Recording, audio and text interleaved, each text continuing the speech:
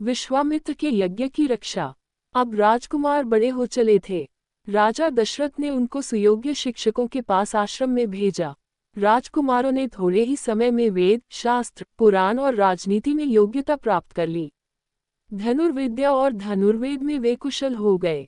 वीरता तो उनके रक्त में ही थी। चारों भाई सब विद्याओं में निपुण और पराक्रमी थे। उनमें राम सर्वोपरि थे। बल विक्रम के साथ उनमें शील, विनय आदि गुण भी थे। अपने पुत्रों के रूप, गुण और शील स्वभाव को देखकर माता पिता हर्ष से पहले नहीं समाते थे। राजकुमारों के युवा होने पर राजाओं को उनके विवाह की चिंता हुई। वे इस विषय में एक दिन मंत्रियों और पुरोहितों से बातचीत कर रहे थे कि द्वारपाल ने समाचार दिया, महाराज महर्षि विश्वामित्र पधारे हैं। सुनते ही राजा दशरथ सिंहासन छोड़कर उनके स्वागत के लिए आगे बढ़े। राजा ने मुनि को सादर प्रणाम किया, उन्हें उचित आसन पर बैठाया और सेवा सत्कार से संतुष्ट किया। इसके बाद राजा दशरथ हाथ जोड़कर बोले, भगवान आपके पधारने से हमारी नगरी धन्य हुई है। अब आज्ञा करें कि क्या सेवा करूं। विश्वामित्र प्रसन्न होकर बोले, राजन, विशेष कार्यवश ही आपके पास आया हूं। हमारे यज्ञ में राक्षस विघ्न डाल रहे हैं। राक्षस राजा रावण के 2 अनुचर मारीच और सुबाहु हमें यज्ञ नहीं करने देते। यज्ञ की रक्षा के लिए हम आपके वीर पुत्र राम को मानगनी आए हैं। मेरे साथ उन्हें भेज दीजिए। आप डरे नहीं, राम की भी इसमें भलाई है। मैं आज ही लौट जाना चाहता हूँ। इतना सुनते ही राजा के प्राण सूख गए। वह गिड़गिड़ा कर विश्वामित्र से बोले, ऋषिराज, यह आपने कैसी बात कह दी। रावण के सामने तो देवता, दानव, गंधर्व कोई खड़ा भी नहीं हो सकता। उससे वैर मोल लेना हंसी का खेल नहीं। मेरा राम तो अभी बालक ही है। मैं अपनी सेना लेकर आपके साथ चलता हूँ और आपके यज्ञ की रक्षा करूँगा। मेरे प्राण प्यारे राम पर कृपा कीजिए। बुढ़ापे में पुत्र वियोग से मुझे दुखी न कीजिए। इतना कहकर राजा विश्वामित्र के चरणों पर गिर पड़े। विश्वामित्र रुष्ट होकर बोले, राजन, आपका आचरण तो रघुवंशियों जैसा नहीं है। लो, मैं जाता हूँ।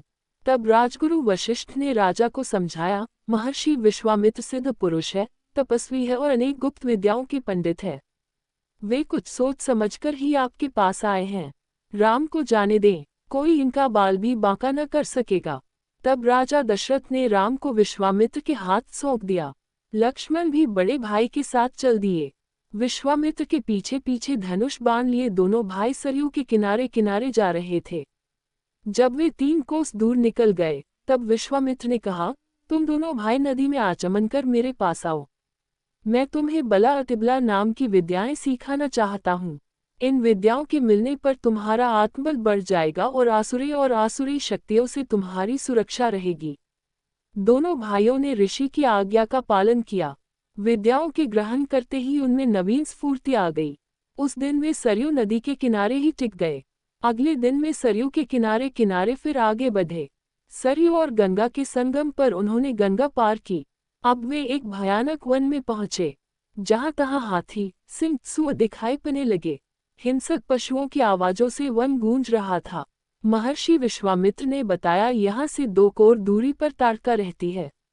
वह बड़ी बलवती, भयानक और दृष्टा है। उसने अपने पुत्र मारीच की सहायता से यहाँ के जनपदों को उजाड़ दिया है।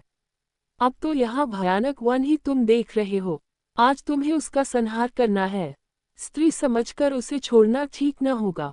श्री राम ने उत्तर दिया, मैं आपकी आज्ञा का अवश्य पालन करूंगा। ये कहकर उन्होंने धनुष की डोरी खींचकर छोड़ दी।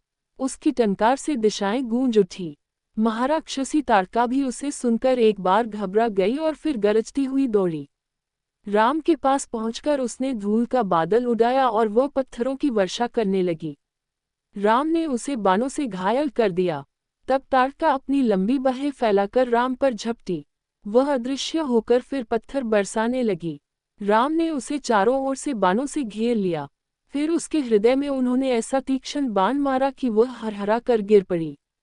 विश्वामित्र ने राम को गले लगा लिया। प्रसन्न होकर ऋषि ने दंड चक्र, कालचक्र, ब्रह्मास्त्र आदि अनेक दिव्य अस्त्र राम को दिए। राम और लक्ष्मण को साथ लिए मुनि विश्वामित्र अपने सिद्धाश्रम तक आगे बढ़ते गए। महर्षि विश्वामित्र का यही आश्रम था। आश्रम वासियों ने उनका यथोचित सत्कार किया। विश्वामित्र ने उसी दिन यज्ञ आरंभ कर दिया। 5 दिन तक यज्ञ निर्विघ्न चलता रहा। छठे दिन आकाश में घोर गर्जना सुनाई पड़ी। देखते देखते काले बादल जैसे 2 विशालकाय राक्षस वहां आ पहुंचे। इनमें से एक ताड़का का पुत्र मारीच था और दूसरा उसका साथी सुबाहु था। इन राक्षसों के पीछे बहुत बड़ी सेना भी थी। श्री राम ने मारीच पर मानवास्त्र चलाया। उसके आघात से वह मूर्छित हो गया और बहुत दूर समुद्र के पास जा गिरा। जब उसे होश आया तो वह दक्षिण की ओर भाग गया। सुबाहु को श्री राम ने अग्नेयास्त्र से मार डाला और सारी राक्षस सेना को वायव्यास्त्र से संहार कर दिया।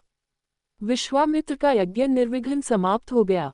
विश्वामित्र ने राम को हृदय से लगा लिया।